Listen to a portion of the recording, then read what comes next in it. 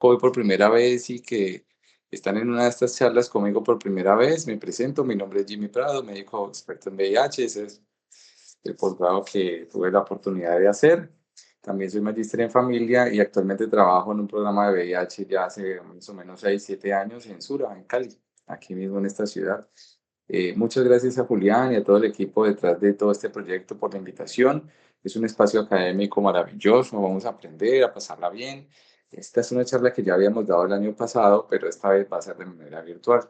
Así que todos bienvenidos a este espacio y durante el espacio pues también van a ver seguramente muchas personas que querrán hacer preguntas.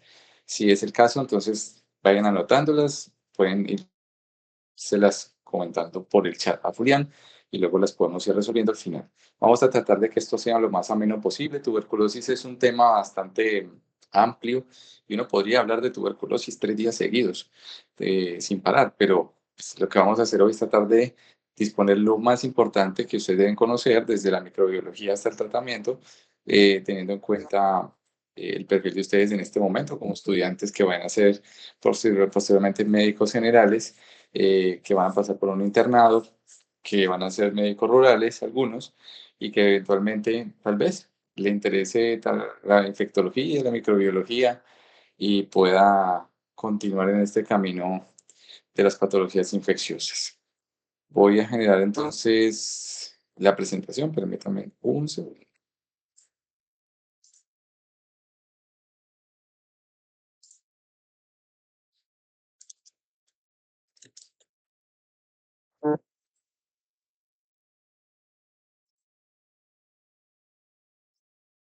Por favor, me confirman si pueden verla. Sí, señor. Sí, profe. Excelente. Muy bien.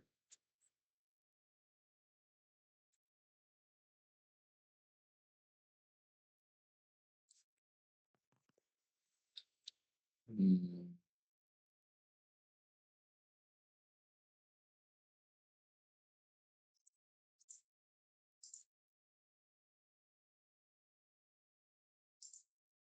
Muy bien. Bueno, para los que de pronto no saben, yo también hago docencia particular. Si desean de pronto que extendamos el conocimiento a través de clases particulares, pueden escanear este código los que deseen y luego contactarme y cuadramos entonces espacios virtuales para el aprendizaje y clases particulares. Muy bien, hablemos entonces un poco de la definición y la microbiología del, de la tuberculosis. Bueno, la tuberculosis es una enfermedad infecciosa que se cronifica, pues porque puede subsistir en el cuerpo durante mucho tiempo y es causada por esta Mycobacterium tuberculosis. Es un bacilo resistente, ya tengo un poquito de conocimiento sobre esto.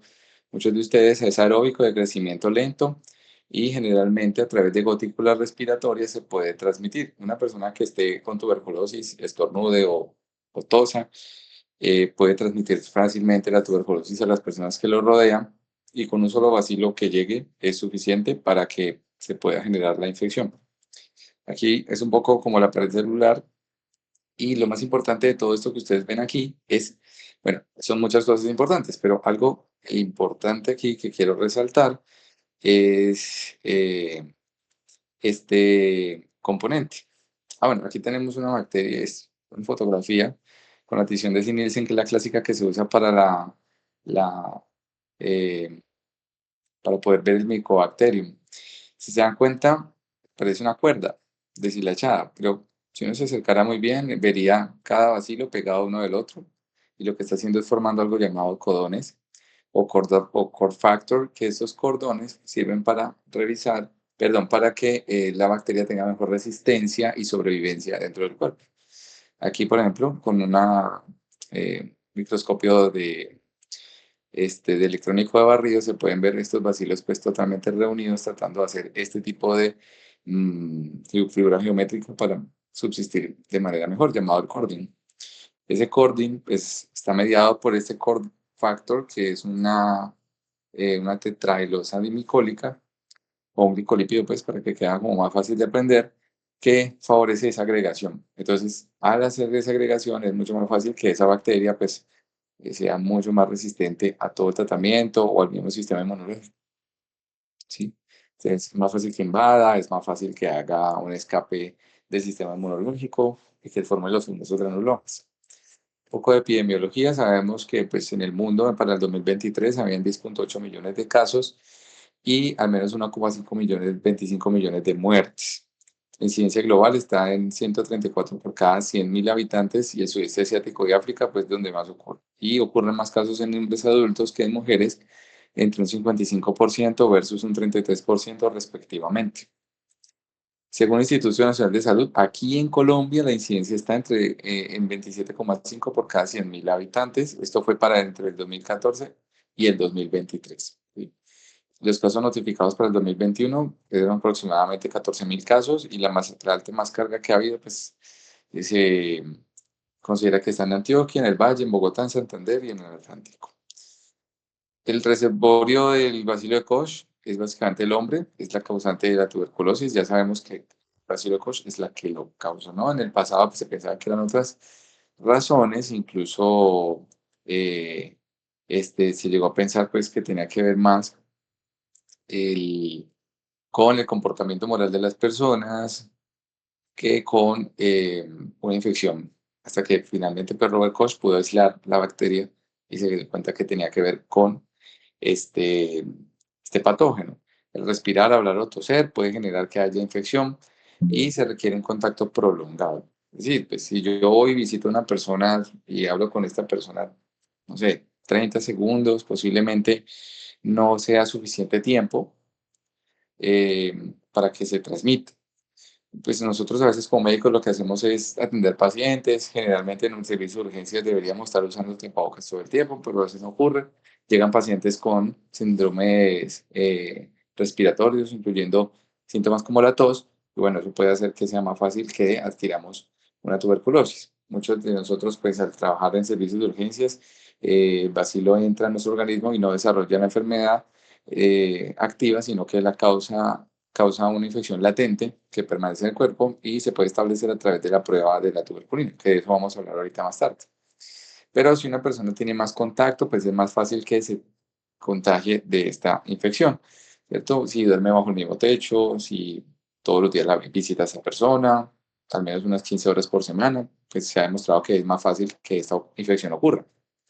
No se transmite por darle la mano a alguien, por compartir alimentos, por besos ocasionales, por compartir la ropa, no se hereda, no es congénita, tampoco por relaciones sexuales, ni saliva, ni sangre, ni fluidos corporales.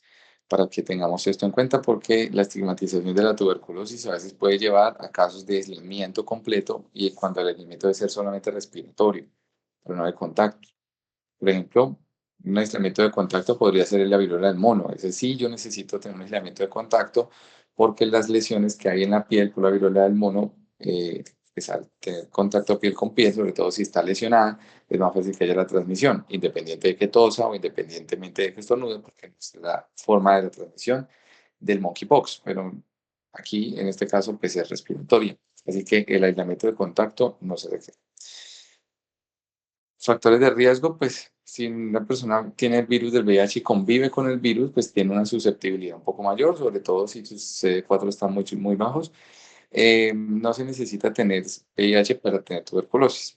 Si bien hoy en día sabemos que la tuberculosis es una infección oportunista para pacientes con VIH y un definitorio también de SIDA, no significa que si no se tiene VIH, pues estoy exento de tener tuberculosis. Conocemos personas que con linfocitos CD4 normales pueden adquirir la infección, porque hay otros factores, ¿no? La desnutrición, la diabetes, la enfermedad renal crónica, que sufren de POC, personas con tratamiento crónico con esteroides, porque finalmente van a estar más inmunosuprimidos, con anti-TNFs, que son tratamientos para la artritis que también pueden generar inmunosupresión, personas con cáncer precisamente por la inmunosupresión o otras neumoconiosis asociadas como la silicosis.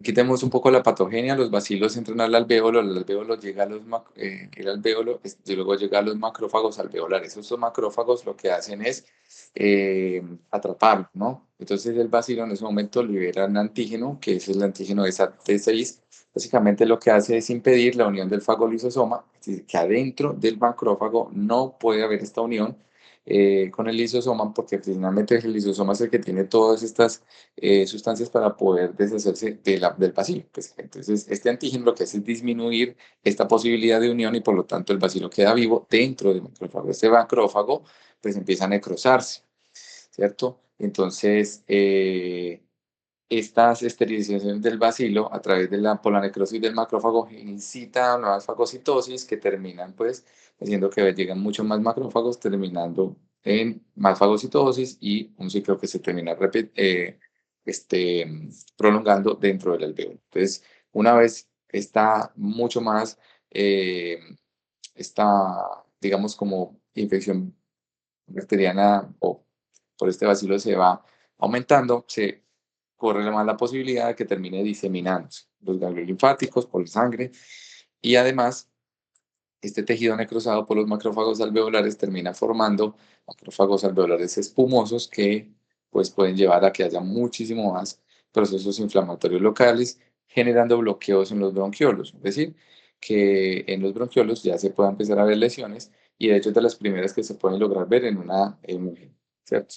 Llamada también neumonía lipoidea. ¿Por qué? Porque como los macrófagos alveolares, esta necrosis produce esto que ustedes ven aquí, macrófagos alveolares espumosos, pues esta espuma es por grasa, entonces a eso se le conoce como neumonía lipoidea.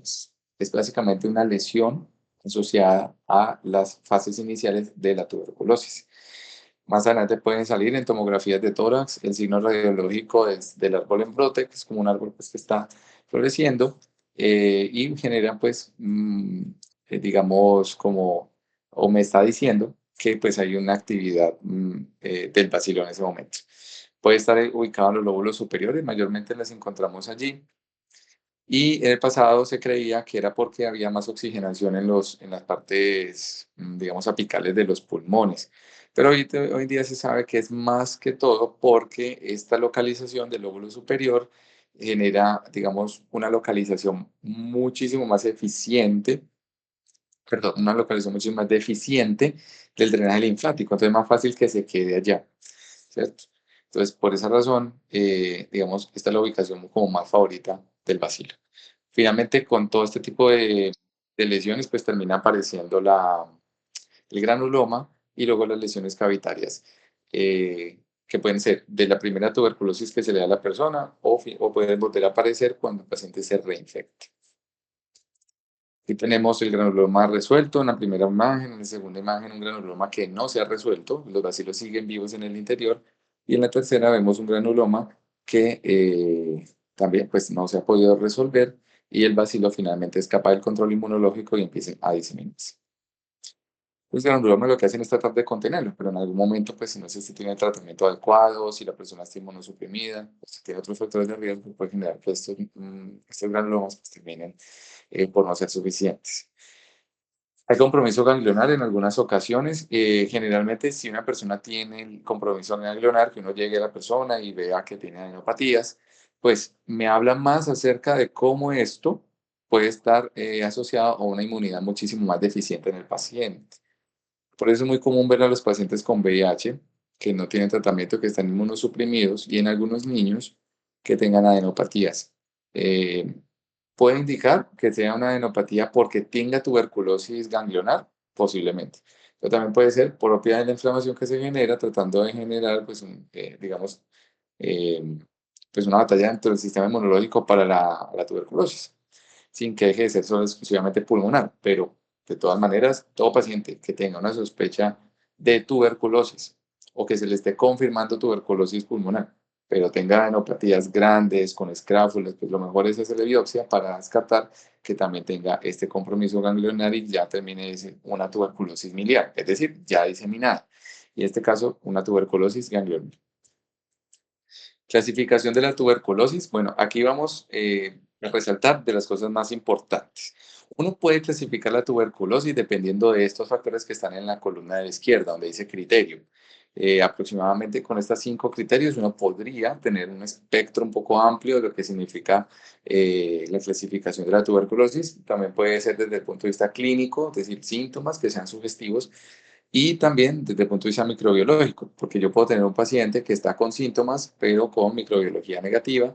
Puedo tener un paciente que está con asintomático, perdón, pero con microbiología positiva. Y eso puede pasar dependiendo de la infección tuberculosa en ese momento, que puede ser latente, puede ser subclínica, puede ser activa. Sí, uno podría clasificarlo desde el punto de vista de la localización. Generalmente los pulmones es de lo que más se contagia, o lo que más afecta, perdón, porque bueno, entran por vía respiratoria, pero al diseminarse pueden llegar a otras partes. Entonces uno puede clasificarlo si es ganglionar, si tuberculosis ósea, tuberculosis meningea, en fin, tuberculosis del riñón, tuberculosis peritoneal, en otras partes del cuerpo que pueden ser no tan comunes como el pulmón o como las que conocemos, pero de todas maneras pueden llegar allá. Estas personas, cuando tienen tuberculosis pulmonar y afecta a otros ganglios, perdón, afecta a otros cuerpos, se disemina, pues llamada la tuberculosis miliar, pero que es pues, a través de la diseminación hematógena.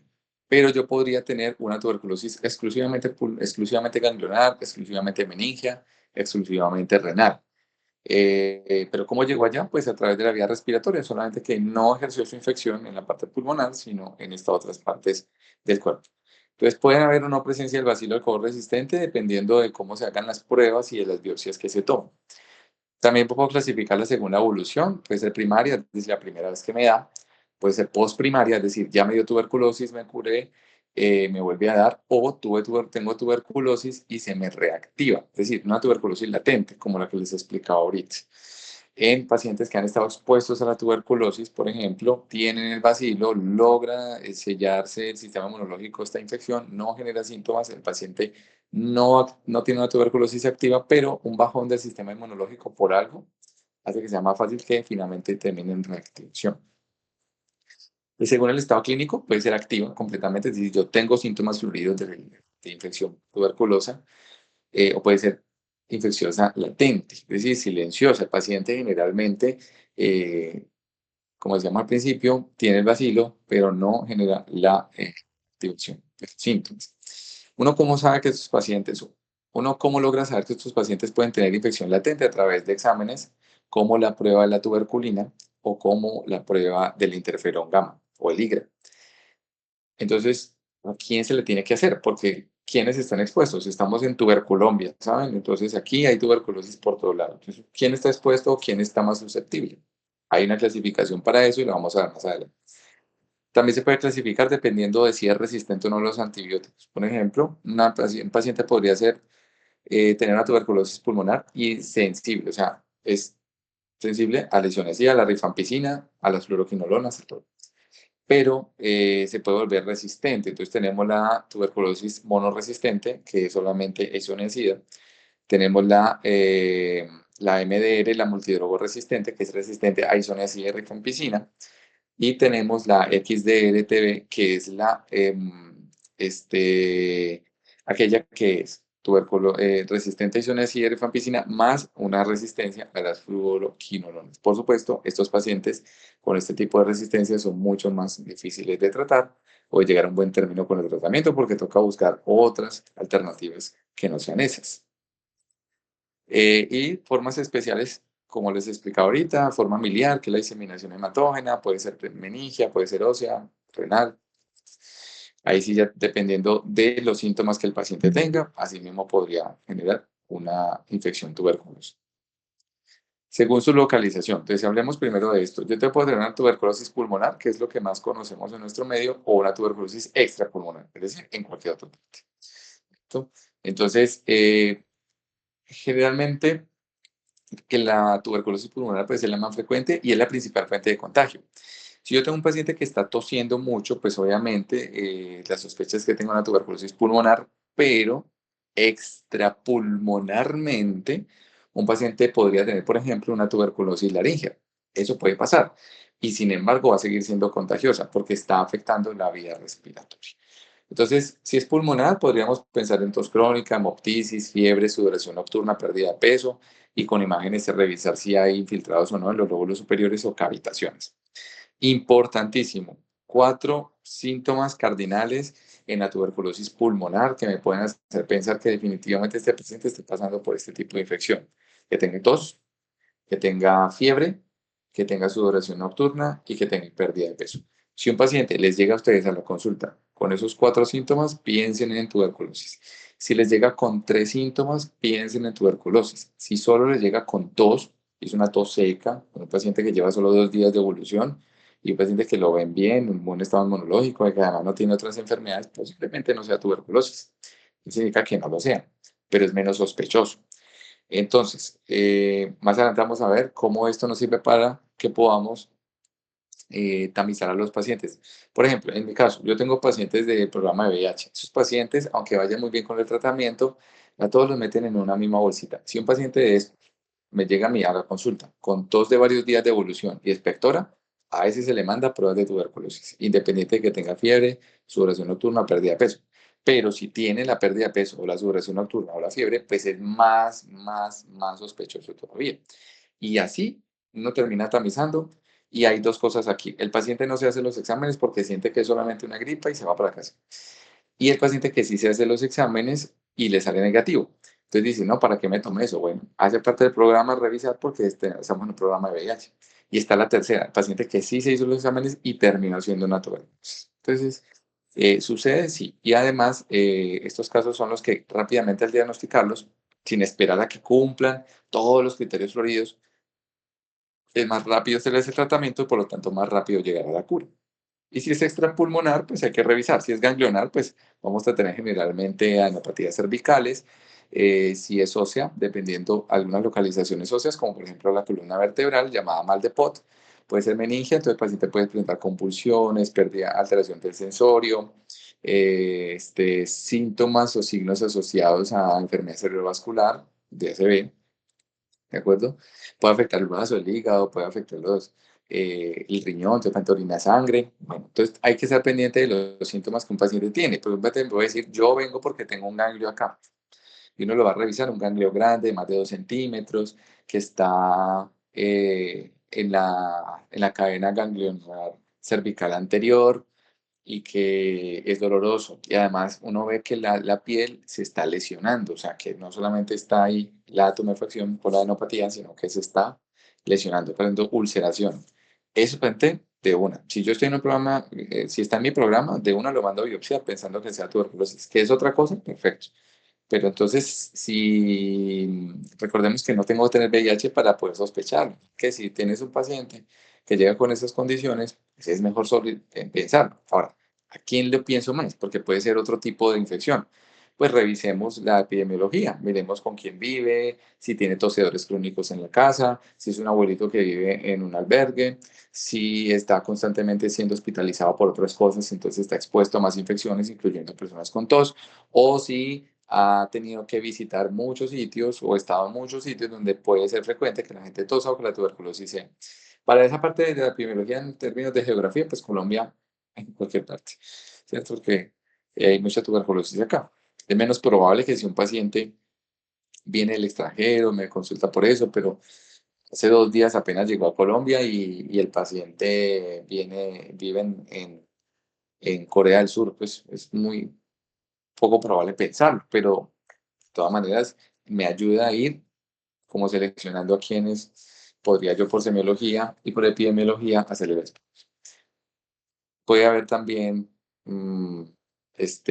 tuberculosis laringea, entonces un paciente habla disfónico, dolor para tragar, puede ser también tuberculosis de la piel, ¿no? Puede haber tuberculosis en la piel, entonces uno ve a esos pacientes con algunas lesiones importantes, ulceradas en la piel, eh, lupus, digamos, la lupus, hay lesiones que son parecidas al lupus, escráfulas, que son a estas, digamos, lesiones en la piel que pueden ulcerar y que pueden aparecer en las adenopatías que les mencionaba. O en los ojos también, uveitis granulomatosa, queratitis intersticial, bueno, algún otro tipo como de síntomas que son menos frecuentes para ver, pero que pues tener una sensibilidad médica para poder determinar si le mando los exámenes puede generar la diferencia entre el diagnóstico temprano o el diagnóstico tardío. Porque la tuberculosis mata. O sea, si yo no le diagnostico a los pacientes la tuberculosis y sigue con ella y no le doy el tratamiento adecuado, puede llevar a fallecer. En VIH, por ejemplo, se dice que la primera causa de infección por oportunista es la tuberculosis. No es la infección más frecuente. La infección más frecuente en un paciente con VIH, hablando de infecciones oportunistas, es la toxoplasmosis. pero es menos probable que se muera por la toxoplasmosis si le da. En cambio, es más fácil que, menos probable que le dé tuberculosis porque no es la primera en Colombia, pero sí es más grave. Es decir, afecta más su salud, tiene más mortalidad que, estadísticamente hablando, la toxoplasmosis. Consideraciones, bueno, si es extrapulmonar representa entre el 15 y el 20% y hasta en un 50-60% si el paciente tiene VIH. Por eso les decía al principio que si tienen adenopatías, de todas maneras, todo paciente con sospecha de tuberculosis hay que mandarle prueba de VIH. Si ya tiene el VIH confirmado y el paciente llega con los síntomas, sospeche que el paciente no toma los medicamentos, que está inmunosuprimido, que es un paciente inadherente al manejo o que ya sabe el diagnóstico pero deliberadamente consideró que no quería tratamiento y llega ya en estas condiciones. Muy bien, según su evolución, ¿cómo evoluciona una tuberculosis? Bueno, puede ser infecciosa latente, es la primera que les explicaba acerca de cómo un paciente puede tener tuberculosis, pero no tiene síntomas. Es un paciente que no va a ser contagioso porque no tose, no, y como no tiene la replicación que hace que al toser pues salgan los bacilos, o al hablar, o al estornudar, pues no va a contagiar a nadie. Algunos profesionales de la salud pues terminan con infección tuberculosa latente por la constante, digamos, acercamiento a pacientes con tuberculosis, dependiendo en dónde trabaje. Pues si es un radiólogo o si es un patólogo, posiblemente no esté expuesto, pero si es un internista o un médico general trabajando en urgencias, un emergenciólogo, o personal de enfermería del servicio de urgencias o hospitalizaciones eh, de aulas de infectología, pues es más fácil que esto ocurra. ¿Sí? La vaciloscopia generalmente es normal, pues ya hoy en día no se toma vaciloscopia, pero pues ahí aparece todavía. Eh, Se le toma una prueba de tuberculina. Las pruebas de tuberculina son importantes y si no se le puede hacer prueba de tuberculina, se le hace un interferón gamma.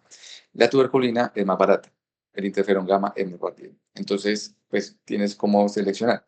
Si en el instituto donde trabajas solamente pueden tomar tuberculina porque el IGRA está prohibido, eso no se toca, eso es muy caro, bueno, pues mándale la prueba de tuberculina, pero hay unas condiciones que debe cumplir, porque de lo contrario, si queda mal tomada, puede salir falsos positivos o falsos negativos, y eso es importante. La lectura aquí sí depende de quién haga. La prueba de la persona que la vaya a leer, como el bacteriólogo, que te diga, sí, esto está positivo y también del informe, debe tener una buena experticia en esto.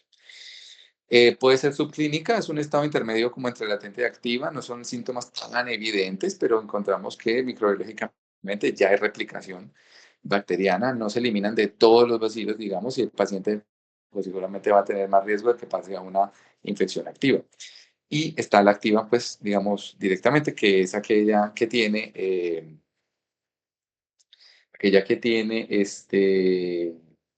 los síntomas pues ya presentes directamente.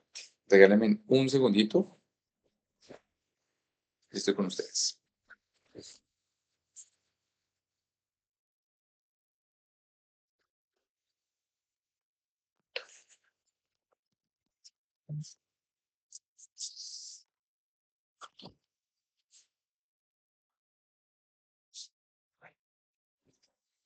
Vamos a continuar. Bueno, muy bien. Entonces, aquellos que son pues, sintomáticos respiratorios, ¿cierto? El paciente con tos, expectoración, ha tenido fiebre, baja de peso, sudoración nocturna. Y si se sospecha pues, que sea precisamente pulmonar, pues es contagioso, o sea, a través del tos. O si es laringe también puede pasar. Aquí pues ya tomamos exámenes, la vaciloscopia, ahí aparece dentro de la deportiva, pero hoy en día pues ya no la tomamos. Tomamos en pruebas moleculares, como el GeneXpert. Ahorita vamos a hablar un poquito más de eso para que quede claro. Y puede ser primaria, pues es la primera vez que le pasa, puede ser postprimaria, o sea, ya le había dado y ahorita está otra vez con síntomas, o reactivada, que es aquella que era infecciosa latente subclínica y terminó reactiva. Hay que tratar de una. Ahora, en estos casos también, por ejemplo, si un paciente tiene, yo como médico, voy y me hago una prueba de tuberculina y me sale positivo. Ahorita vamos a ver qué es positivo para qué tipo de paciente. Pero no tengo síntomas ni nada. ¿Necesito tratamiento? Sí, pero se llama un tratamiento profiláctico, que es para disminuir el riesgo de que se active esa tuberculosis. Y se hace con algunos esquemas que ya vamos a ver ahorita, pero sí se necesita algún tipo de tratamiento. Entonces, eso es un resumen de lo que les contaba ahorita. Pues una infección controlada naturalmente o con una infección controlada por la inmunidad adquirida, pero puede pasar a ser una tuberculosis latente. Estas tres generalmente no tienen síntomas. Está la tuberculosis subclínica, que es como esa fase intermedia, y finalmente la activa. La infección tuberculosa latente, pues es básicamente una respuesta inmune a los antígenos del bacilo, pero clínicamente no sabes que estás enfermo. Entonces, esta es la prueba de la tuberculina, Robert. eh, este, Esta ronchita que ustedes ven aquí, pues básicamente, pues, obviamente es una imagen generada por inteligencia artificial, un poco exagerada, pero para entender que lo que se debe medir cuando le miden esa prueba de tuberculina al paciente es la pápula. Eso rojo no, ¿sí? Solo la pápula. Bueno, el diagnóstico, bueno, aquí es un poquito de microbiología, pero básicamente es que cuando le hace la prueba de tuberculina al paciente debe generar una reacción cutánea, es una inflamación local. Si el paciente decide hacerse la prueba de la tuberculina, si el paciente dice, yo tengo plata, yo no quiero hacerme esa prueba, ¿por qué esa prueba a veces da pereza? Los pacientes, ¿por qué el paciente debe ir allá a que le hagan eso? A que le hagan prueba de tuberculina, se hace en la piel, ¿sí? Se inyecta esa prueba, ese líquido, ese derivado en la piel. Y 3 días después hay que hacer la lectura, hay que revisar si le sale o no la pápula.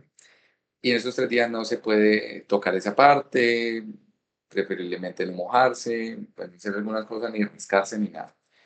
Y si eso pasa, pues puede empeorar la reacción y generar un falso positivo y pues tendríamos que repetir la prueba. Y ahí el paciente tiene que ir al laboratorio un día y a los 3 días volver. Eso cansa, eso al paciente a veces no le gusta. Entonces dice, no, yo me pago la prueba del interferón gamma, que es la prueba del IGRA, que es la otra que les explicaba. Esa prueba de IGRA es de sangre, no necesita chuzar la piel, solamente ir una vez al laboratorio, le toman la prueba y ya, al otro día está el resultado. Entonces, que pues la prueba de tuberculina puede costar 50.000 pesos, en cambio estas pruebas de IGRA pueden costar 300.000, entonces para una IPS posiblemente no sea eh, tan rentable. Pero bueno, si el paciente la quiere comprar, o si yo necesito que sea la prueba la prueba del interferón gamma y no la prueba de la tuberculina, porque el paciente necesita específicamente esa, yo tengo que eh, justificarlo muy bien y que está ahora, porque el paciente no le va a negar nada a lo que necesite. Si lo necesita, se le hace. ¿Y eso qué significa? Si un paciente, por ejemplo, viene a mi consultorio y me dice, doctor, lo que pasa es que me dijeron que me tomara la prueba de la tuberculina, pero es que yo no puedo porque esas pruebas se hacen aquí en Cali y yo vivo en Restrepo. ¿Yo cómo voy a ir hasta Restrepo, a venir a Cali, ir a devolverme a Restrepo, y en 3 días volver a pagar pasajes hasta acá? Eso justo cae el lunes, yo el lunes trabajo, o sea, yo no tengo tiempo para eso, ni plata para devolverme, ni pagar pasaje, ni nada, doctor, yo no podría. Y si mucho podría el jueves siguiente, que de pronto tengo libre para viajar, pero me dicen que son 3 días y 3 días en el lunes. Entonces, ¿yo qué hago? Ese paciente, yo no le puedo decir antes de malas, porque yo no voy a gastar plata en el interferón gamma. No, hay que hacerle el interferón. Entonces, ve, hagamos una cosa, venga, le mando la prueba, la justificamos muy bien en la historia clínica y que se vaya al laboratorio de una vez para que le hagan la prueba. Y ya, se puede ir para Restrepo, seguir trabajando, entonces en un día máximo sale el resultado y se le informa, se le dice al laboratorio que esté pendiente, o si a él le llega a su correo electrónico o a través de la notificación el resultado, que entonces pida una cita para que revisemos el resultado. Pero no hay que dejar de hacer las cosas al paciente si se necesita, ¿de acuerdo? Entonces que obviamente uno decía, pues entonces interferón gamma para todos, pues eso sería lo ideal. Este es la prueba de tuberculina, es un derivado proteico purificado, falsos positivos porque hay micobacterias ambientales, o sea que puede aumentar, porque lo hayan vacunado recientemente contra la BCG, con la BCG, y falsos negativos, un paciente con una inmunosupresión tan severa que no reacciona. Eso puede pasar. Entonces, un paciente con VIH, por ejemplo, que me llega con CD4 en 20, yo le mando la prueba porque hay que mandarla. ¿Sí? Pero si le sale negativa y de repente tiene una sospecha de tuberculosis, pues yo tengo que esperar a que mejore esa inmunidad y luego repetirla. ¿Cómo mejorar la inmunidad? A través del antirretroviral que yo le mando. Entonces, ahí, por ejemplo, pueden ser falsos positivos de falsos negativos. Si tiene fiebre, si está desnutrido, si ha recientemente sido vacunado, es mejor no hacer la prueba. Entonces, si un paciente necesita, doctor, yo me tengo que vacunar contra la influenza o la fiebre amarilla porque tengo un viaje en 15 días. Pues ese paciente, yo no le mando la prueba de la PPD porque en esos mismos 15 días, porque le puede salir negativa por la vacunación contra la fiebre amarilla. Entonces, lo mejor es primero priorizar una y al mes hacer la otra. Entonces, dependiendo de cuál sea mucho más necesaria, ¿sí? Porque ahora, si un paciente tiene síntomas de sospechosos de tuberculosis, pues yo no le mando solo el PPD, yo le tengo que mandar todo de una vez, las pruebas moleculares y el cultivo, esa expectoración, ¿sí? El PPD exclusivamente, que yo no le mande nada más sino eso, es al que yo le sospecho la infección tuberculosa latente. Aquí está, ese es cómo se inyecta, la técnica, y ese puntico que ustedes ven ahí es la entrada de líquido. Obviamente no es la pápula, sino que es la entrada de líquido, pues que se va acumulando allí y ya, se deja quietico, eso vuelve y se aplana, y en el transcurso de los siguientes 3 días, pues puede aparecer la pápula, o puede aparecer rojito, por ejemplo, por el pinchazo, pero sin pápula. Si no hay pápula, no tiene tuberculosis latente, si está bien tomada la prueba, aunque se vea rojito, porque lo rojito no es indicativo de eso. Es rojito. Entonces aquí, por ejemplo, si se alcanza a notar un poquito de que con los ojos de la fe en esta fotografía, que sí, es una pápula, entonces se hace es medirla. No toda pápula significa que tiene, hay que medirla para saber si tiene una pápula de un tamaño que para esa persona se considera que está positiva. Estas es como las marcas comerciales que hay para la prueba de la tuberculina. Y aquí está. Si una persona está dentro del grupo de riesgo de los que están en rojo, como por ejemplo un paciente con VIH-Sida, independientemente de su estado inmunológico, si un paciente ha tenido contacto estrecho con un caso de tuberculosis activa, mi mamá tiene tuberculosis, doctor, y por eso necesitaba la prueba, entra ahí. Radiografía compatible con tuberculosis previa, o sea que ya tiene una radiografía que me muestre que ha tenido lesiones cavitarias, por ejemplo, o que esté inmunosuprimido por otras razones. Si la prueba tuberculina le sale de 5 centímetros en adelante, ya, con esos 5 milímetros, perdón, no centímetros, son milímetros. Si tiene más de cinco milímetros en adelante, se considera positivo y a ese paciente hay que hacerle tratamiento para infección tuberculosa latente. Si es de los moraditos, si es un niño menor de 5 años con factores de riesgo, si es una personal de salud, médicos, enfermeras, trabajadores, instrumentales quirúrgicos, todos los que hacen parte del sistema de salud y que puedan tener o no contacto, puedan tener contacto directo o indirecto con pacientes con tuberculosis, entran aquí, privados de la libertad, inmigrantes. A ellos, incluso hasta desde 10 milímetros en adelante. O sea que si mides 5 milímetros o 6, pero y eres personal de salud, no estás allí, pues sube un poquito, pero todavía no hay necesidad de tratamiento. Sin embargo, pues aunque haya salido menos de los 10 milímetros, si se sigue siendo la sospecha, es mejor luego pues, hacer un seguimiento, luego repetir en 6 meses y así, porque pues hay que tratar de documentar si la tiene o no. Y si no tiene ningún factor de riesgo, si una persona, digamos, de la población general, que no está dentro de los grupos que están aquí de riesgo, eh, ninguna patología que pueda generar inmunosupresión, pues tiene que estar más de 15 milímetros, o sea, centímetro y medio, la pápula para considerar que el paciente tiene una tuberculosis infecciosa latente. Permite determinar virajes o conversiones. Por ejemplo, una persona podría estar como les decía, podría estar en 10 o en 9 y no hacer parte de ninguno de los factores de los grupos de riesgo, listo. Pero 6 meses después yo le tomo la prueba y después aparece más grande. Y eso puede pasar. Y ahí ya se considera que está positiva si cumplió los criterios de la medición. El IGRA o el interferón gamma, pues básicamente lo que mide es eso, la liberación del interferón gamma por el estímulo de estos antígenos proteicos. Y ¿cuál es la ventaja? Pues las que les decía ahorita, independiente de que te vacunes o no contra la BCG, con la BCG, solamente es una vez al laboratorio ya y tomar la prueba, es mucho más cuantificable directamente porque la máquina lo hace y no depende de que la bacterióloga mida ahí con una reglita cuánto la misma pápula.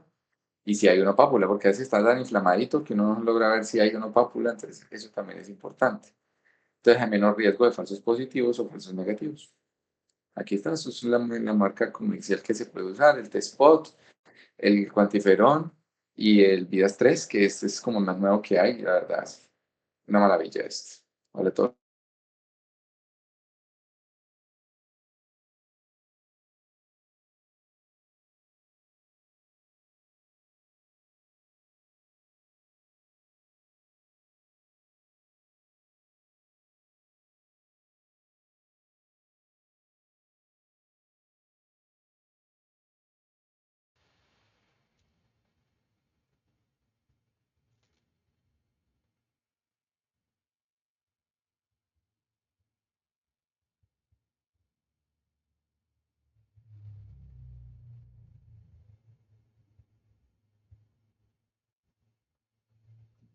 ¿Logran escucharme?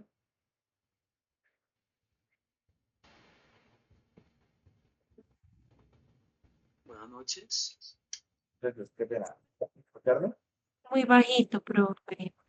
Eh, ¿Ahí logran escucharme? ¿O más bajito todavía? Muy bajito todavía. Hello. Tienen un segundito ya arreglado.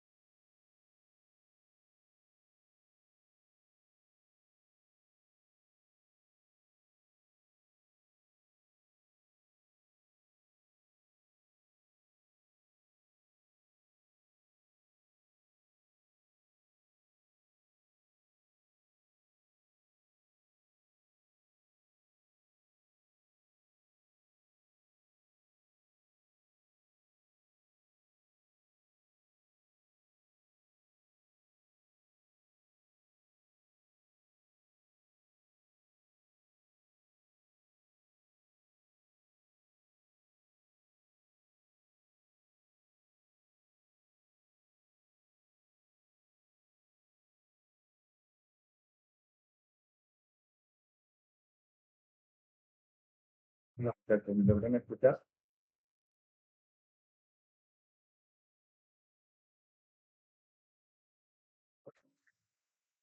¿Logran Sí, profe.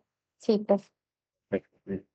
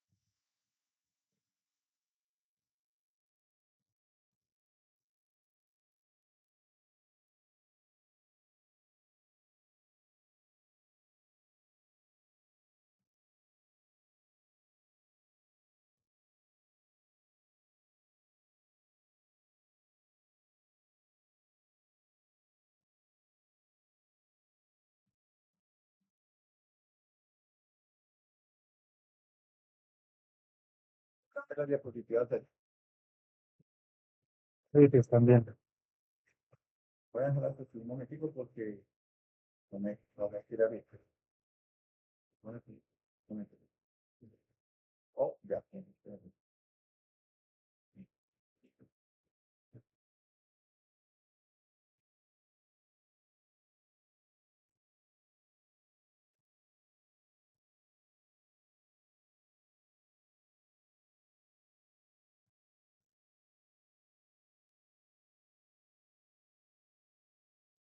¿Pueden verlo allí?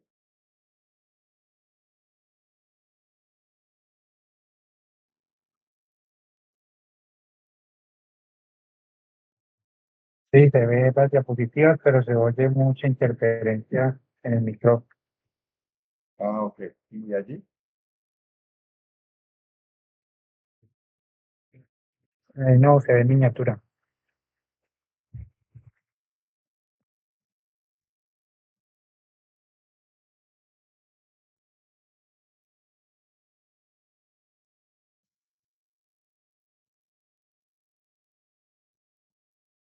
Voy a hacerlo posiblemente. Pero si es muy chiquito, pues 2 muestras de tratando de inducirle el esputo. Hay unas técnicas para eso y si definitivamente no, pues con sonda nasogástrica para poder recogerle jugo gástrico, porque estos niños, pues, cuando tosen, expectoran y como pronto no tienen la habilidad para expectorar bien y eso, terminan tragándose la flema y pues queda en el ácido gástrico en el estómago y se le puede recoger a través de una sonda nasogástrica. Las pruebas moleculares se prioriza el GeneXpert, como les decía ahorita, hay otros test, pero este es como el que más se hace, porque de una vez aprovechamos para detectar si hay una resistencia a la rifampicina y a la isoniazida. Si es negativa, pues, pero seguimos sospechando, pues ya tenemos el cultivo que vamos rodando. Listo. El cultivo se puede demorar un mes, pero en 15 días generalmente ya me sale un preliminar. Si el preliminar es positivo, yo arranco tratamiento de uno. Si el preliminar es negativo, pues posiblemente va a ser negativo. Si yo tengo un paciente que se le hacen las 3 pruebas, la prueba molecular, la radiografía de tórax y el cultivo para micobacteria, la prueba molecular en 24 horas la tengo positiva y la tengo resultado. Y si está positiva, ya, hay que iniciar el tratamiento de paciente. Yo no voy a esperar a que no me salga el cultivo, ni que la radiografía me salga con lesiones. Hay que hacer el tratamiento de paciente. Pero si sale negativo el GeneXpert, pero seguimos sospechando, pues podemos esperar el cultivo, a ver si sale positivo. Pero si salen lesiones clásicas de tuberculosis en la radiografía de tórax, tampoco voy a esperar el cultivo. Aquí está, confirmación microbiológica a través de la prueba molecular positivo, el cultivo positivo, y verificar si hay resistencia o no a la rifampicina o la isoniazida, que eso lo hace la misma prueba molecular. Se debe realizar la radiografía de tórax, confirmación del caso, se debe notificar al sigilo, o sea, hacer la ficha epidemiológica. 8 días después de confirmado el caso, se debe realizar la pesquisa activa de los contactos respiratorios. Usted con quién vive con su mamá, su esposo, su esposa, sus hijos. Hay que rastrearlos para empezar a tomarles pruebas también. ¿Sí? Porque si tienen síntomas, lo más probable es que tengan tuberculosis y estén esparciendo esa tuberculosis a otras personas. Aquí está, esto es un resumen de lo que acabamos de ver. Básicamente, desde el momento en que la persona llega con los síntomas hasta el momento en que se le hacen los exámenes y salen positivos y se hace la investigación de los contactos. Listo. También puedo clasificar la tuberculosis desde el punto de vista de la resistencia a los antibióticos tuberculosos, ¿cierto?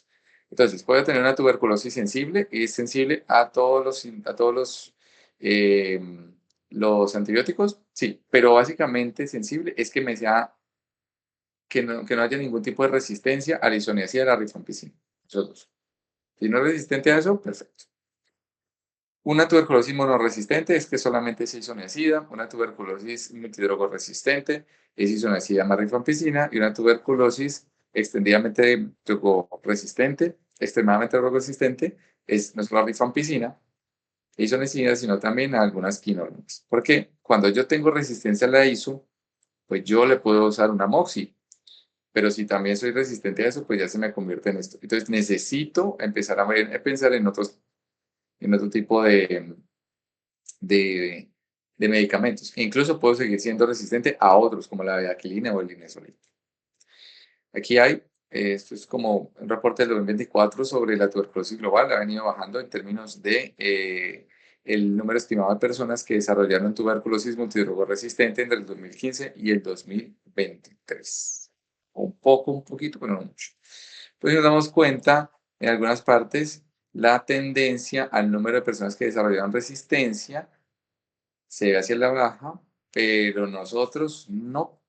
Lastimosamente, en las Américas estamos es hacia arriba.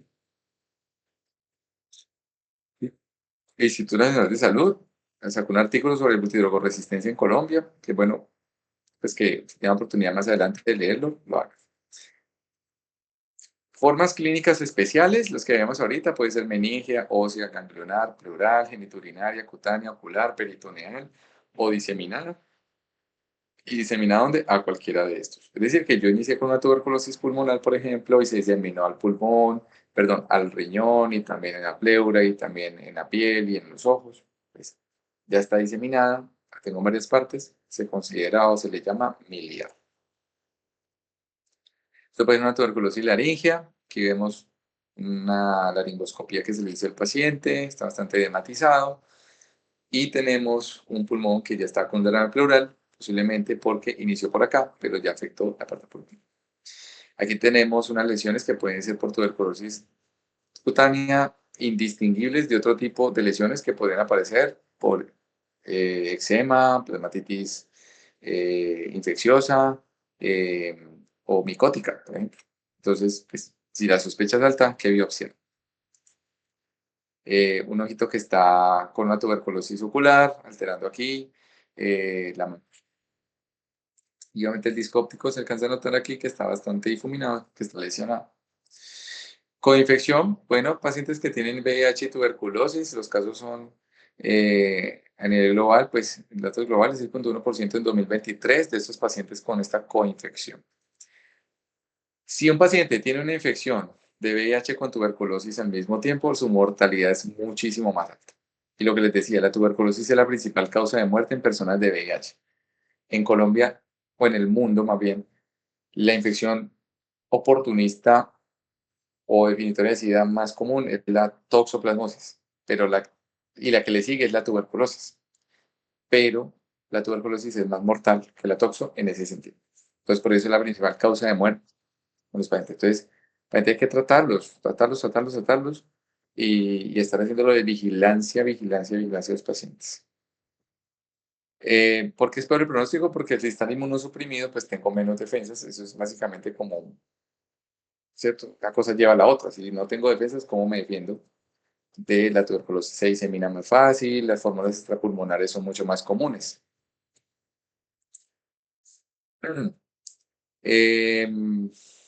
Tratamiento. Bueno, vamos a empezar con la parte de la tuberculosis latente. Si yo tengo un paciente que tiene una tuberculosis latente porque no tiene síntomas, pero le salió el IGRA o la tuberculina positiva, pues entonces ese paciente yo le tengo que dar tratamiento. Que hay unos esquemas de tratamiento más recomendados sería este de acá, isoniazida más rifapentina, es una dosis semanal de ambos medicamentos por 3 meses. O sea que son 12 semanas, 3 meses y es una vez por semana, son solo 12 dosis. Es mucho mejor que darle isoniazida solita por 6 meses. Estos pacientes generalmente deben ir acompañados de piridoxina, porque la vitamina B6 disminuye la posibilidad de que por la isoniazida haga neuropatía periférica o anemias o algún otro tipo de patología, como por ejemplo también puede haber transaminitis, dolor o parestesias en miembros inferiores, la neuropatía. Entonces siempre darle el tratamiento al paciente y que se tome todos los días. Eso sí, la piridoxina debe ser todos los días. Se toma su vitamina B6 todos los días hasta que acaben las 12 semanas o los 3 meses. Bueno, aquí hay algunas recomendaciones sobre por qué se debe usar la vitamina B6 en estos pacientes. Es lo que les decía ahorita, neuropatía mayormente. Cuando ya es activa, cuando ya tengo un paciente con toda su expectoración, le tomo el GeneXpert y salió positivo, entonces yo a ese paciente inicio tratamiento. Si es sensible, porque no le encontré resistencias a la isoniazida ni a la rifampicina, le inicio inicialmente el esquema y debe ser completado por 6 meses. Entonces, los dos primeros meses se le debe iniciar los 4 medicamentos, isoniazida, rifampicina, piracinamida y etambutol, y luego 4 meses después, en los siguientes 4 meses, le inicio solamente le dejo solamente isoniazida y rifampicina. Y ya. Eso es lo que debo hacer. Esas pastas vienen ya prácticamente pues ya conformuladas en las tabletas, son grandísimas, eso sí. Pero bueno, y esto tiene que ser supremamente supervisado. Si un paciente tiene una tuberculosis que es resistente a la isoniazida o la rifampicina, o sea, multidrogo resistente, o extremadamente resistente, porque ya hay también a fluoroquinolonas, pues si los medicamentos principales que le siguen, como la levofloxacino o el moxi, que está mucho más indicado, moxifloxacino 400 miligramos una vez al día a ese paciente, pero resulta que también es resistente, pues ya tengo que usar de otros medicamentos como el linezolid o de la bedaquilina. Y el tratamiento se me puede extender de 9 meses hasta 20 meses o hasta 2 años inclusive. Y ya individualizo, personalizo el caso dependiendo del paciente. Ahora, ¿cómo le hago seguimiento a estos pacientes? Bueno, aquí están las primeras líneas que les decía, la segunda línea, la tercera línea en casos extremos. Y ahorita revisamos lo del seguimiento al paciente, o sea, cómo sé que ya se curó, por ejemplo, o que el tratamiento está funcionando. Listo, empecemos con el paciente sensible, lo que les decía ahorita, la fase intensiva de 2 meses con los 4 medicamentos para eliminar toda la carga viral, vacilar, perdón, que se pueda, y la fase de continuación, los 4 meses siguientes, solamente con isoniazid y rifampicina para eliminar lo que queda restante y prevenir alguna recaída. Son 6 meses solamente de tratamiento. El paciente en 12 meses, si es una TBC sensible, debería, pues, sin ningún otro problema asociado, tener problemas para que se cure. Pero si hay complicaciones extrapulmonares, como que sea meningia, que sea ósea, o sea, que no sea exclusivamente pulmonar, pues podemos extenderlo hasta 1 año si el paciente lo necesita. Vaciloscopia de esputo, bueno, aquí ya sí se usa la vaciloscopia y eso. ¿Por qué? Porque el paciente, listo, yo le tomé los exámenes, salió positivo y hoy le inicié el primer día, ¿cierto? A los 2 meses, cuando cumpla las 55 dosis o los 2 meses, el paciente, las 52 dosis, perdón.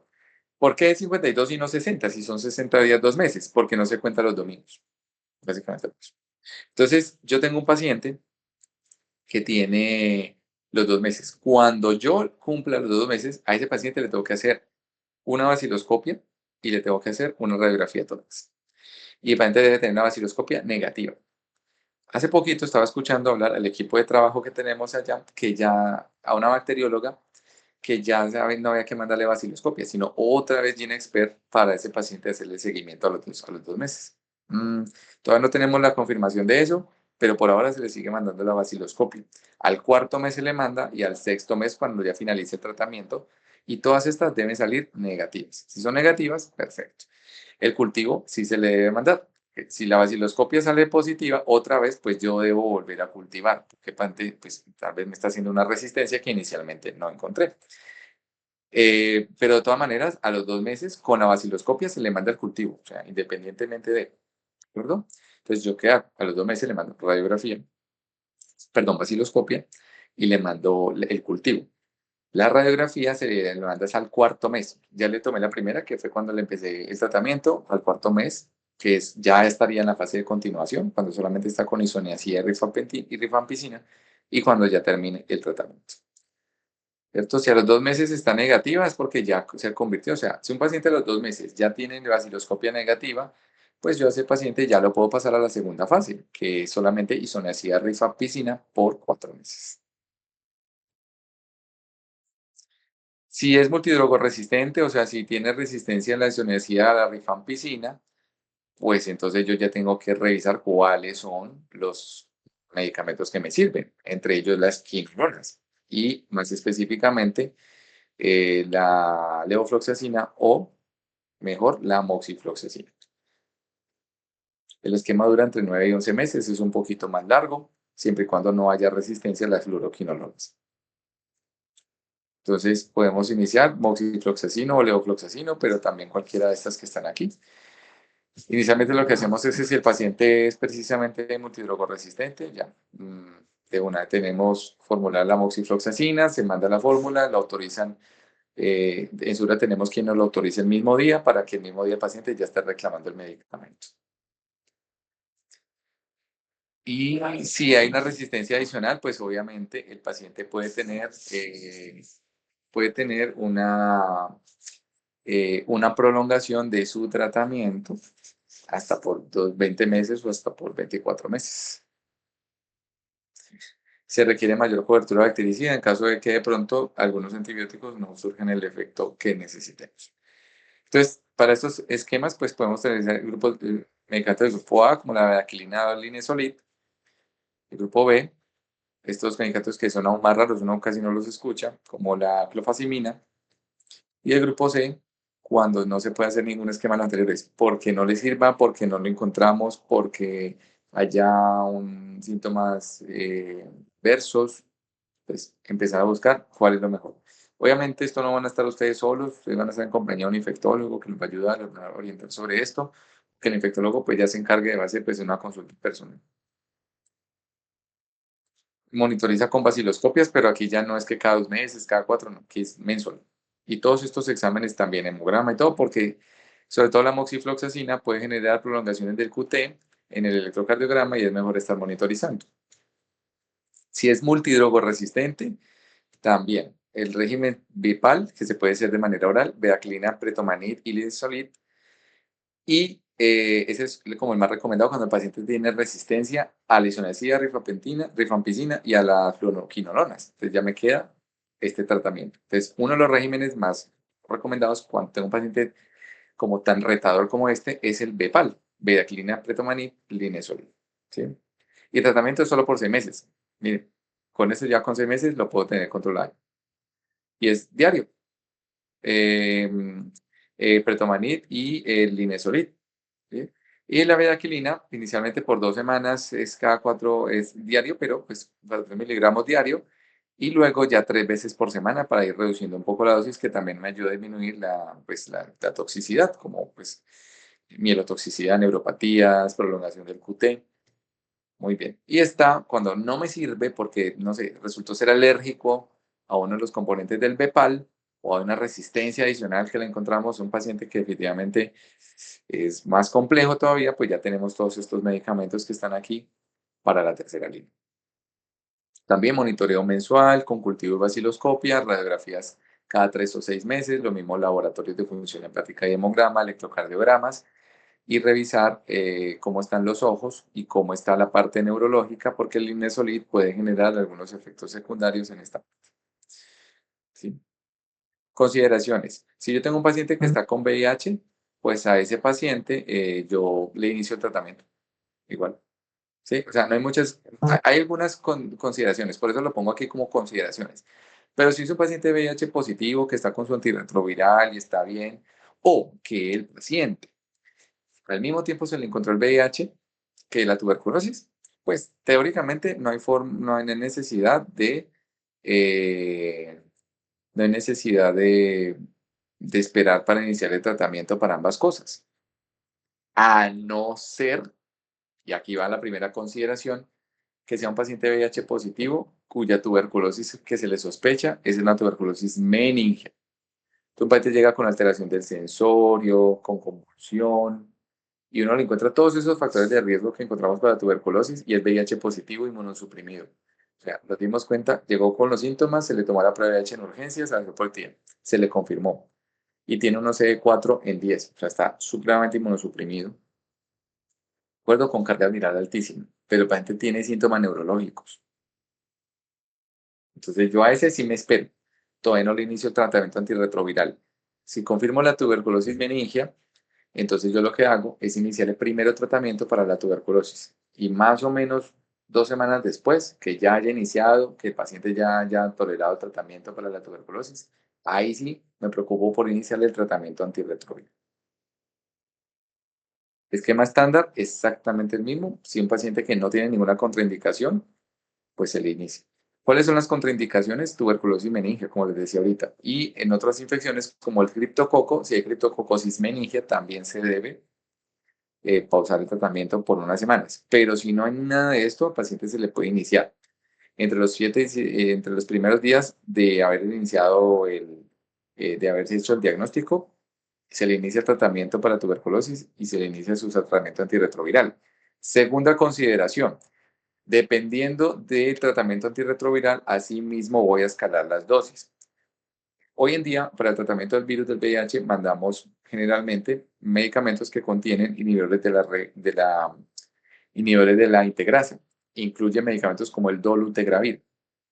¿Sí? Efavirenz y lopinavir casi no los mandamos hoy en día, pero el dolutegravir sí. Entonces, si el paciente tiene dolutegravir, puede interaccionar con estos medicamentos, entonces hay que mandarle doble dosis, sobre todo por la rifampicina. Pero bueno, eso es algo que hacemos en el programa y cuando el paciente termina ya su tratamiento, vuelve otra vez a la dosis inicial de dolutegravir 50 miligramos una vez al día. La coinfección no cambia el régimen básico, seguimos igual si es multidrogo resistente. Y en la tercera línea también. O sea, no hay ningún tipo de cambio desde ese punto de vista. Y bueno, ya para terminar, quería mostrarles este caso clínico. El primero de ellos es un paciente que les llega a ustedes a la consulta, muchachos, con tos. Y está bajando de peso. Tiene 35 años, previamente sano, lleva 2 meses así, con tos productiva, o sea, expectorante, hemoptóica, y aparte de eso, sudoración nocturna, febrícula vespertina y pérdida de peso de 6 kilos, ¿sí? Y sin nada más, de repente llega así. Entonces, usted ya lo tiene ahí, paciente que no tiene nada de nada, pues usted dice, uy, no, a mí me enseñaron que si yo tengo más de 15 días de un paciente con tos, yo lo sospecho de tuberculosis, así sea población general. Entonces, ¿qué hago? Pues revisión de síntomas por sistemas, pura semiología. Ya sabemos que tiene tos, hemoptisis, disnea leve, el resto está bien, excepto que tiene pérdida de peso y sudoración nocturna. Recuerde que es parte de los síntomas cardinales. Tos, expectoración, tos, expectorante con sudoración nocturna, con pérdida de peso y con fiebre. Muy bien. Tiene un tío con tuberculosis pulmonar.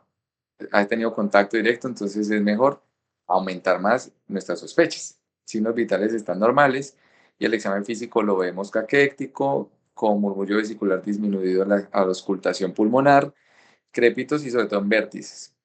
Y no tiene adenopatías. El paciente sospechó tuberculosis pulmonar asociada a un síndrome constitucional y ahí le tomó el GeneXpert, le tomó el cultivo al esputo, o sea, esto es para el esputo, ¿sí? El GeneXpert se toma es para la flema, para el gargajo, como usted le quiera llamar, para que el paciente le entienda el lenguaje. Necesito que tosa y esa expectoración que tiene, esa flema que le va a salir, la meta en este tarrito para poderle hacer el examen ahí. Y le vas tomando también la radiografía. Obviamente, desde el principio, si es un paciente que le llegó así, antes de que, cuando, o sea, vas a pasar por todo este examen físico y por todo lo del tratamiento, y por todo lo de los exámenes diagnósticos, pues ya tienes que tener tapabocas, tienes que tener aislamiento respiratorio para este paciente, tienes que mandarle otros exámenes, hemograma, glucosa, todos los otros exámenes que uno normalmente le manda. Aquí estamos es como ciñéndonos un poco a lo que haríamos desde el punto de vista de la tuberculosis. Se hace la prueba de VIH a todos los pacientes, a todos. Obviamente el paciente tiene que estar de acuerdo. Si un paciente no está de acuerdo, pues no le puede hacer. Pero porque tiene que firmar el consentimiento. Pero pues hay que hacerla. No importa si la persona que le sospecha tuberculosis es una persona que aparentemente no tiene factores de riesgo para VIH. Lo veíamos hace unos días que estábamos en la charla de VIH. ¿A quién se le hace la prueba? A todo el mundo. Y la prueba en este caso salió negativa. Tratamiento, ya confirmamos, el GeneXpert salió positivo, no vamos a esperar los 2 meses que salga el cultivo, de una vez iniciamos tratamiento. Recuerde que en 24 horas lo tengo. Tengo un paciente que me llegó al hospital, me llegó a urgencias donde yo trabajo, o les llegó a cualquiera de ustedes. Déjelo 24 horas, tómale el GeneXpert y ya usted el otro día sabe que le puede hacer el diagnóstico. Y ya lo tiene aislado respiratoriamente, con tapabocas, con todas las de la ley, y le inicia de una vez el esquema. Le iniciamos los cuatro medicamentos. Por una tuberculosis sensible, el GeneXpert no me salió ninguna resistencia, y ahí yo se le inicio. Si el paciente ya está mucho más tranquilo, mejor, sin tanta expectoración, porque ya le he dado pues, medicamentos para eso, o el paciente sigue tosiendo, pero está con signos vitales estables, ¿vale? Yo tranquilamente le puedo dar salida para que continúe en casa con el tratamiento, porque esto es oral. Obviamente que vaya a la IPS básica para que siga la supervisión, que lo llamen, que le hagan videollamada, todo. Y listo. Entonces, aquí tengo un caso que obviamente hay que interconsultarlo con medicina interna, con infectología, con el que necesitemos. Caso 2 es una paciente femenina que tiene cuadro de 3 meses de los síntomas constitucionales y también tos, fiebre, pérdida de peso, 10 kilos y sudoración nocturna. Y resulta que cuando usted le hizo le ofreció la prueba de VIH porque sospechabas, ¿ya? De 3 meses de tos, usted ya sospecha de tuberculosis. Entonces, le hiciste la prueba porque ella aceptó y la paciente salió positiva. Entonces, primera prueba positiva. Hay que descartarle que si realmente tenga VIH o confirmarla. Se hace una segunda prueba en ese mismo espacio de hospitalización y si sale positiva se le confirma el VIH, ¿cierto? Síntomas, revisión de síntomas por sistemas, los mismos que vemos ahorita. En este caso tiene adenopatías cervicales dolorosas. Recordemos que si hay adenopatías, con mayor razón es pensar que si hay un VIH por medio. Antecedentes, pues no tiene ninguno con sí, digamos, importante, y signos vitales normales, excepto la fiebre, que está en 38, la temperatura. Está caquética, consciente, orientada, enopatías cervicales palpables, dolorosas, móviles, un murmullo vesicular disminuido, un abdomen blando sin visceromegalias. Sospecho tuberculosis pulmonar, sensible no lo sé todavía, posiblemente si el GeneXpert me sale, me dice sin resistencia a la rifampicina, perfecto, no es resistente, entonces es sensible. Infección VIH de novo, pues ya le hice las 2 pruebas de VIH y salieron positivas, y un síndrome constitucional. Si el paciente está muy sintomático, obviamente, pues yo debo solicitarle otros exámenes, ¿cierto? La radiografía de todas las que habíamos dicho, o sea, el paquete. GeneXpert, que es la prueba, la prueba, ya no hacemos vaciloscopia, acuérdense, hacemos es prueba molecular, GeneXpert, y en la flema. Y ahí mismo en esa flema le vamos a tomar el cultivo y le hacemos la radiografía a todas. Más obviamente todos los demás exámenes que considere, hemograma, glicemia, transaminasas, todo porque de todas maneras va a tomar medicamentos que le pueden afectar el hígado, el riñón, y es bueno saber cómo está la creatinina inicial, cómo está la glucosa inicial, cómo están las transaminasas iniciales. Además de eso, le hicimos las 2 pruebas de VIH y salieron positivas y aprovechamos y le tomamos carga viral y linfocitos que nos dieron los resultados rápidos en el laboratorio y tiene 254.000 copias y unos linfocitos en 101. Linfocitos normales en un paciente que no tenga nada, generalmente el corte es 500, o sea, de 500 para arriba. Uno podría pensar que un paciente está bien en linfocitos. Y eso que si tiene 550, 600, pues sí está normal, pero no debería ser tan bajito, o sea, el promedio es como 1000, 1500, pero tiene 101. Por debajo de 200 se considera inmunosupresión severa, o sea que si tiene 101 está con inmunosupresión severa este paciente. Entonces, aquí es importante que si no tiene síntomas, que si la paciente no tiene síntomas neurológicos, si la sospecha no es que tenga una tuberculosis meningia, pues yo le inicio tratamiento para tuberculosis y ya puedo ir revisando cuál es el tratamiento antirretroviral que le voy a mandar.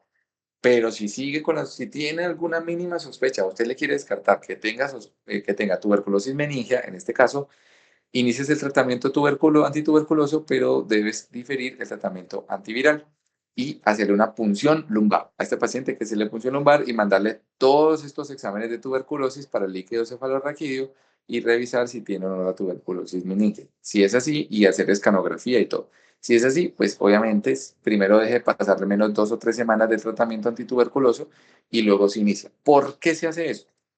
Porque si el paciente tiene estos CD4 tan bajitos y yo le doy el antirretroviral, lo más probable que pase es que empiece a escalar esa inmunidad, pues empiece a subir, porque ya estoy combatiendo el virus que me está generando la inmunosupresión. Pero este rescate inmunológico o esta recuperación inmunológica puede ser dañina para la parte neurológica si yo tengo una tuberculosis, porque inmediatamente lo que hace el sistema inmunológico es irme a atacar la tuberculosis que traiga meningia y generar una inflamación que se conoce como iris, o es una respuesta sistémica inflamatoria asociada a la recuperación inmunológica y genera síntomas desastrosos que pueden terminar en la muerte del paciente. Entonces, yo tengo que, ahí es más peligroso el tratamiento mismo, lo que produce el tratamiento, que el no iniciarle el antirretroviral. Esos son los casos. ¿Cuáles son las excepciones? Les decía, tuberculosis meningia, criptococosis meningia.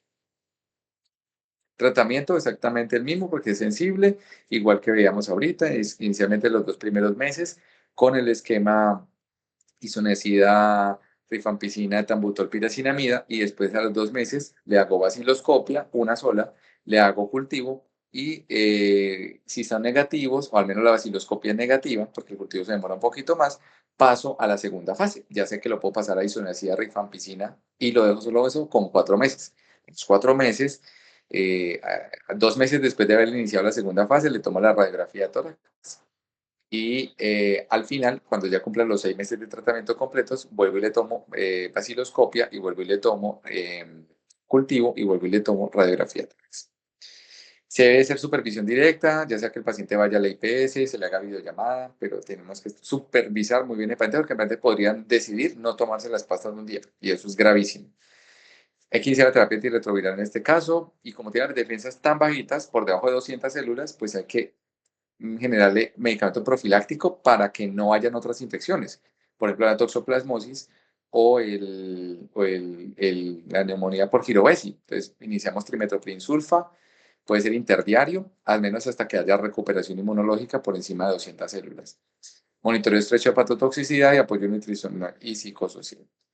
Y listo, chicos, yo creo que con eso podemos hacernos como una idea cómo enfocar un poco la tuberculosis cuando nos llegue tanto una consulta, aunque no nos la sepamos todas, pero tener algunas herramientas que nos puedan permitir trabajar en ello. Y siempre hay una llamada al profesor, al amigo que sabe de tuberculosis, al infectólogo que conocemos, muy bien, a cualquiera de esos se nos puede ayudar, pero si ustedes logran tener esto muy claro, al menos lo inicial, cómo enfocar el paciente, si el paciente llega con tos, entonces dice, bueno, voy a enfocarlo, cuánto tiempo lleva con tos, tiene síntomas, puede ser de tuberculosis o no, entonces mira, su duración nocturna, baja pérdida de peso, fiebre, cumple los criterios, entonces yo le voy mandando los exámenes, lo enfoco de esa manera, para que al menos usted como médico general, que es la primera línea de trabajo para estos pacientes, ya pueda pasar a una segunda instancia con el especialista correspondiente, pero ya con todo bien ordenadito y bien formulado.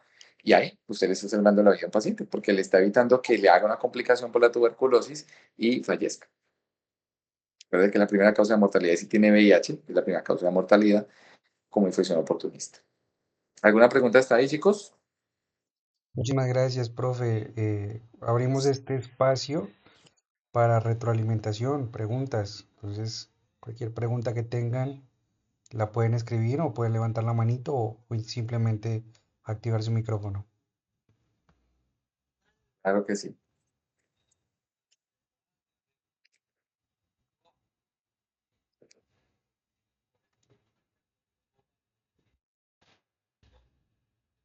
Cualquier persona que desee preguntar algo, con mucho gusto, si no, problema.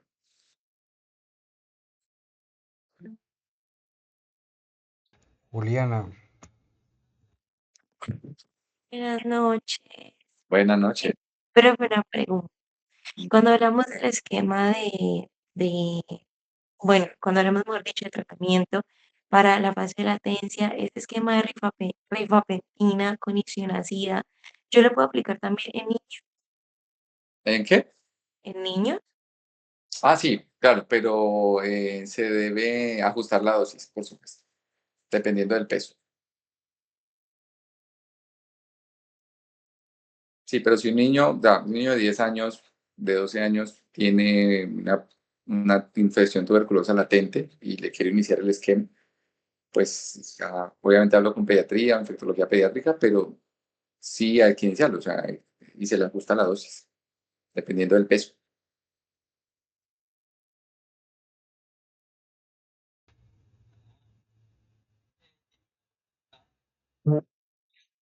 ¿alguien más?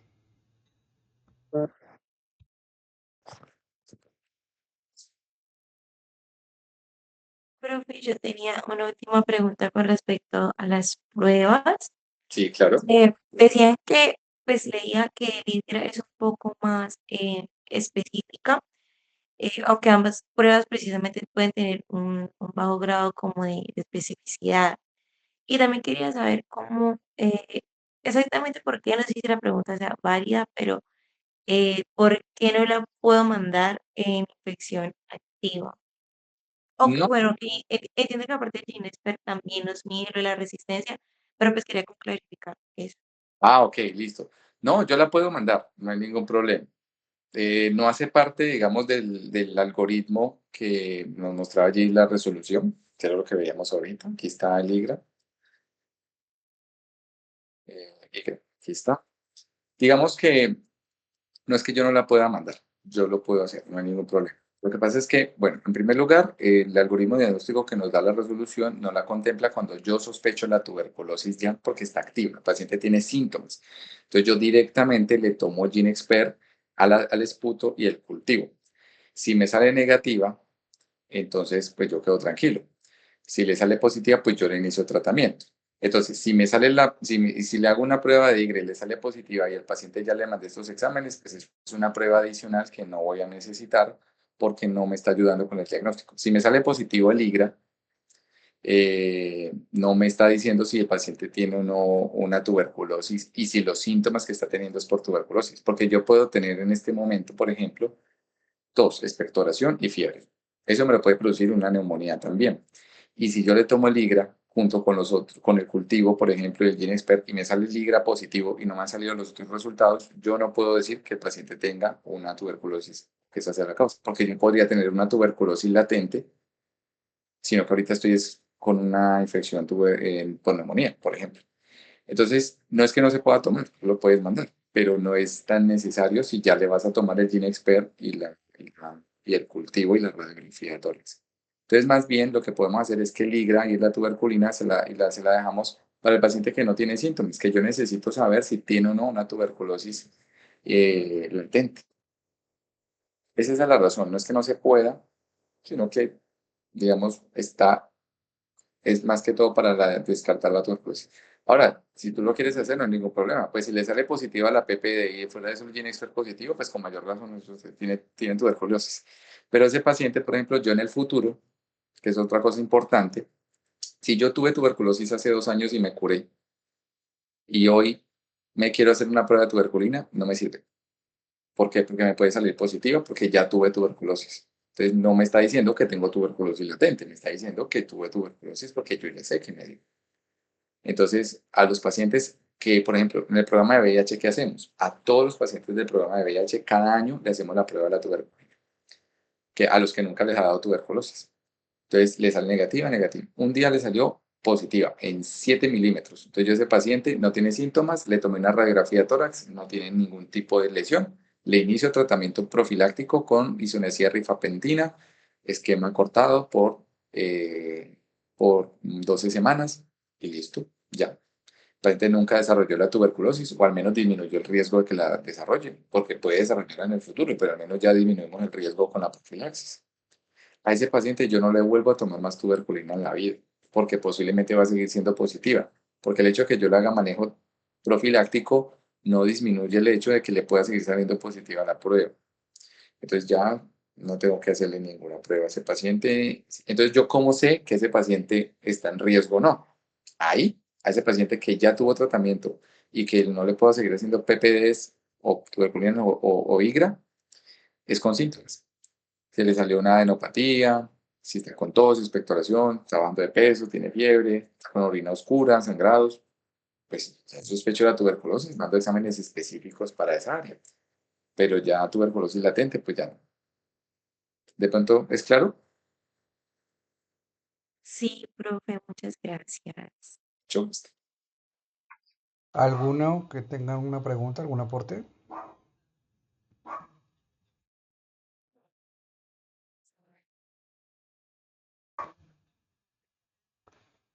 Bueno, muchísimas Una gracias. pregunta, Ah, dale.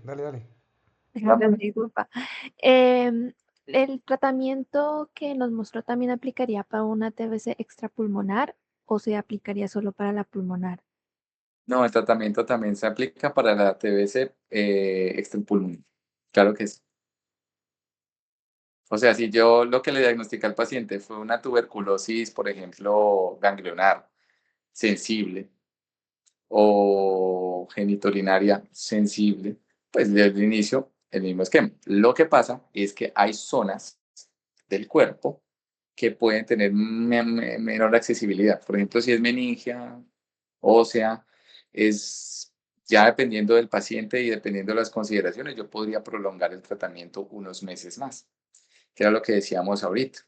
Si es un paciente que de pronto, vamos a ponerlo aquí, creo que estaba en el tratamiento para la tuberculosis cuando cuando el paciente tiene tuberculosis, no lo encontré acá, pero bueno. Cuando el paciente tiene una tuberculosis, por ejemplo, extrapulmonar, yo podría prolongar el tratamiento unos 9 meses, dependiendo de la zona que yo esté intentando tratar. Si es laringia, por ejemplo, es mucho más fácil acceder a ella, que es extrapulmonar, pero es más cercana al sistema respiratorio. Entonces, el tratamiento posiblemente siga siendo 6 meses. Pero si es, por ejemplo, meningia, posiblemente me extienda 9 meses. ¿De acuerdo? Pero sigue siendo el mismo tratamiento en términos de la cantidad, en términos de los medicamentos que le estoy dando. O sea, los 2 meses iniciales, la fase inicial que dura 2 meses, 52 dosis. Luego le tomo los exámenes. Y, por ejemplo, si es un paciente con tuberculosis meningia, uno le dice a los 2 meses, ¿por qué le tomo vaciloscopia? Si nunca tosió, si es una tuberculosis meningia. Entonces, ¿yo qué le mando? Es una pregunta muy interesante. Yo no va a mandar a estar haciéndole punciones lumbares a ver si sí. Ahí es con clínica, ahí se le puede solicitar una radiografía de tórax también para revisar pues que no haya ningún tipo de problema y cultivo, aunque el paciente no es pectorre ni nada de eso, pero vamos haciéndolo con clínica también. Entonces ahí el paciente puede pasar a la segunda fase si no hay factores de riesgo y terminar el tratamiento, en vez de a los 4 meses, que es la segunda fase para completar los 6, lo puedo dejar por 6 meses más, para 8 o 9 meses, por ser una tuberculosis meningi. Listo, Eh, muchas gracias. mucho Bueno, ¿alguien más quien desee hacer una pregunta al profe aprovechando?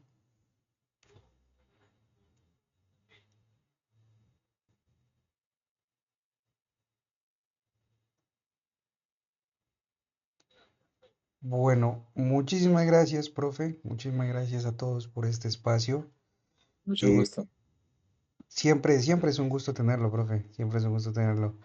Pues esperamos que de pronto, pues en la agenda de asesoría de salud del adulto, el profe pues esté próximamente con nosotros con otra sesión. Sin embargo, pues si no es así, nos encontraremos con el profe para el Simposio de Enfermedades Crónicas del Adulto, que es el 15 de mayo, organizado por los estudiantes de sexto semestre de Medicina de la UCEBA. Muchísimas gracias a todos los grupos de interés que se conectaron. Estuvieron los docentes, estuvo el personal también de la Fundación San José, les agradezco muchísimo. Un abrazo a todos y nos vemos próximamente. Gracias, profe. Gusto. Cuídense por el espacio. Nos vemos en mayo.